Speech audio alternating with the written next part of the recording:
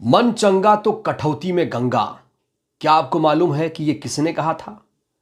यह कहा था समानता के प्रतीक संत गुरु रविदास जी ने। आज है 12 फरवरी। आज पूरा देश, पूरी दुनिया महान संत गुरु रविदास जी की जयंती के मौके पर एक दूसरे को बधाई दे रहे हैं, मुबारकबाद दे रहे हैं, सेलिब्रेट भी कर रहे हैं। आप सभी को संत गुरु रविदास जी की जयंती के मौके पर बहुत बहुत बधाई।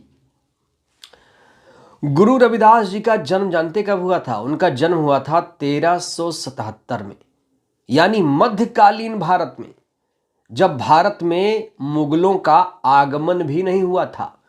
कबीर से भी पहले हुआ था जन्म। कबीर का जन्म तो हुआ था 1398 में।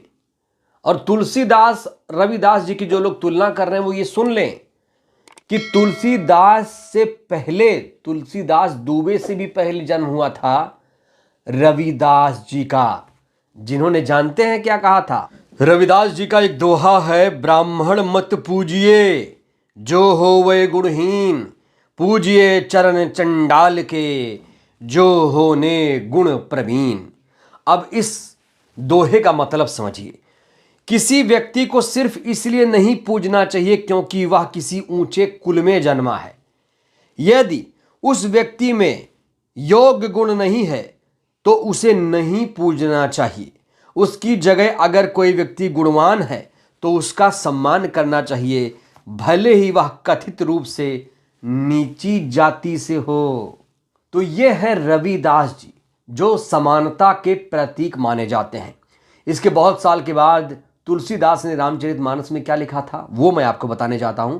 कहा जाता है कि तुलसीदास जी ने इसे कॉपी किया है, ऐसा माना जाता है।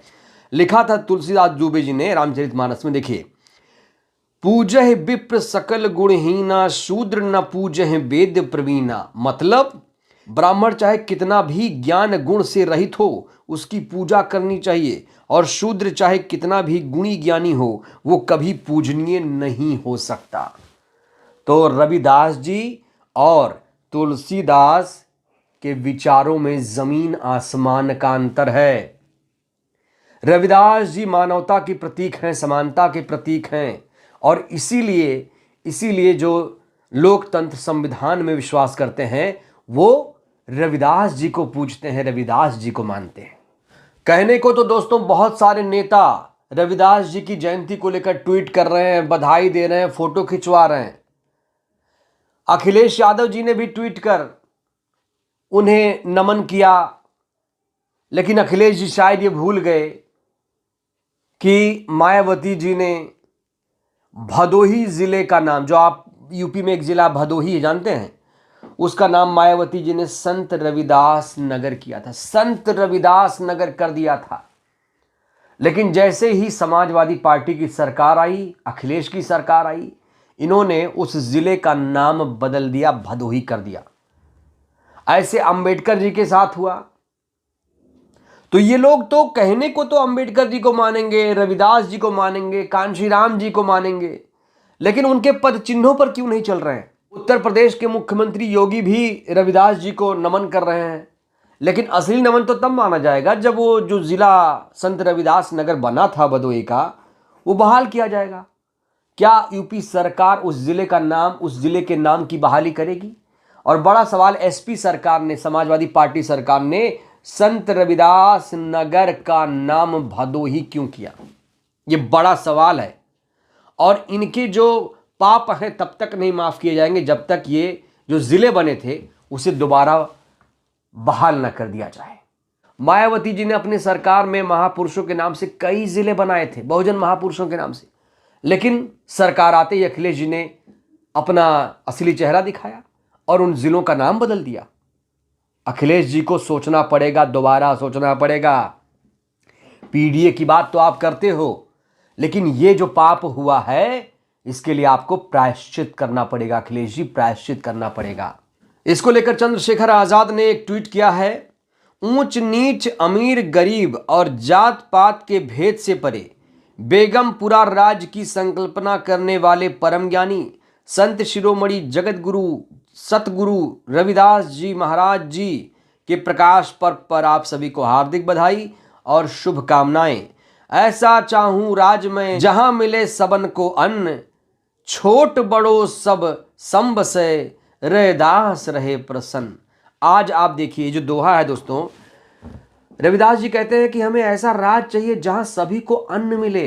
लेकिन क्या आज देश को देखिए आप, क्या सबको अन्न मिल रहा है? आज भी गरीबों को 5 किलो का राशन दिया जा रहा है, 5 किलो भोजन देने की बात कही जा रही है 80 करोड़ लोगों को। तो क्या सब समान हैं? नहीं। तो ऐसा राज चाहिए, तभी जाकर जो रैदास हैं, रविदास हैं, वो प्रसन्न हो पाएंगे और ऊंच नीच का जो भेदभाव है वो खत्म हो गए। जब छोटे बड़े सब समान हो जाएं, सबका आदर सम्मान हो, तब रैदास प्रसन्न होंगे। इस दोहे का मतलब यह है। चंद्रशेखर का जो ट्वीट आया उसके बाद लोग लिखने लगे कि मायावती जी ने ट्वीट नहीं किया, आकाश जी ने ट्वीट नहीं किया। लगता है मायावती जी रविदास जी को भूल गई। तमाम जो उनके विरोधी थे ये कहने लगे। लेकिन मैं उन्हें बता देना चाहता हूं कि मायावती ने सिर्फ ट्वीट नहीं किया है, सच्चे दिल से उन्हें श्रद्धांजलि दी है, श्रद्धांजलि दी है दोस्तों। एक प्रेस विज्ञप्ति ही जारी कर दी है मायावती जी ने, और क्या कुछ कहा है इसे सुनिएगा ध्यान से। बड़ा ही महत्वपूर्ण जानकारी, बहुत ही बड़ी बात कही है बहन जी ने। उन्होंने कहा है, मन चंगा तो कठौती में गंगा, अर्थात मन को पाक साफ रखकर ही इंसान को सच्चे सुख और सेवा की प्राप्ति कर सकता है, समाज और देश की भला कर सकता है। ऐसा आदर्श मानवतावादी संदेश देने वाले महान संत गुरु रविदास जी को आज उनकी जयंती पर बीएसपी प्रमुख मायावती जी द्वारा शत शत नमन और श्रद्धा सुमन अर्पित। साथ ही देश में रहने वाले उनके सभी अनुयायियों को हार्दिक बधाई, शुभकामनाएं। सामाजिक परिवर्तन के महान संतों की परंपरा में जाने माने संत गुरु रविदास जी ने अपना सारा जीवन लोगों को इंसान बनाने के लिए, इंसानियत का संदेश देने में गुजारा, और इसी क्रम में खासकर जाति भेद द्वेष आदि के खिलाफ आजीवन कड़ा संघर्ष करते हुए अमर हो गए।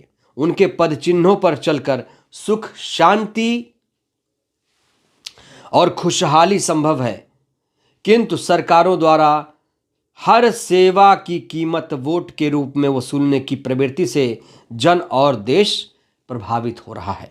उन्होंने कहा, संत गुरु रविदास जी के आदर सम्मान में तथा उनकी स्मृति को बनाए रखने के लिए बीएसपी सरकार द्वारा उत्तर प्रदेश में अनेकों महत्वपूर्ण काम किए गए। उनमें संत रविदास जी के नाम पर भदोही को जिला मुख्यालय का दर्जा सुरक्षित करते हुए नया संत रविदास जिला बनाया गया था, जिसे सपा सरकार द्वारा जातिवादी और राजनीतिक दोष के कारण बदल दिया गया, किंतु भाजपा सरकार द्वारा इसका नाम पुनः बहाल नहीं किया गया, जिससे ये साबित होता है कि इन पार्टियों की सोच एक जैसी जातिवादी है।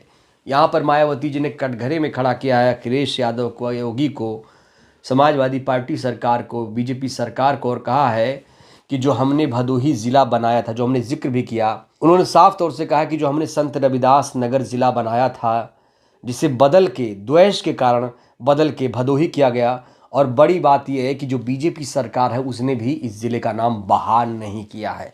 ये सिर्फ दिखावा करते हैं, इनके दिल में ना तो रविदास है, ना तो अंबेडकर है, ना तो बुद्ध है।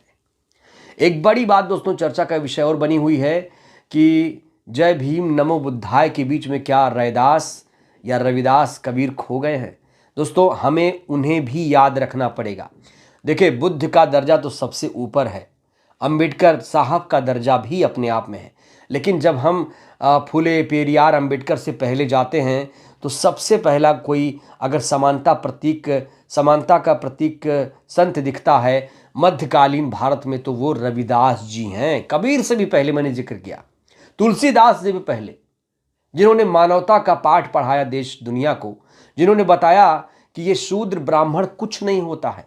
उनका एक दोहा भी है, रैदास मानुष एक है, नाम धरे है चार। उन्होंने कहा है जो मनुष्य है वो एक ही है, बस इनके नाम चार रख दिए गए हैं, ब्राह्मण, क्षत्रिय, वैश्य, शूद्र। ये नहीं होना चाहिए, सब कोई इसमें समान है।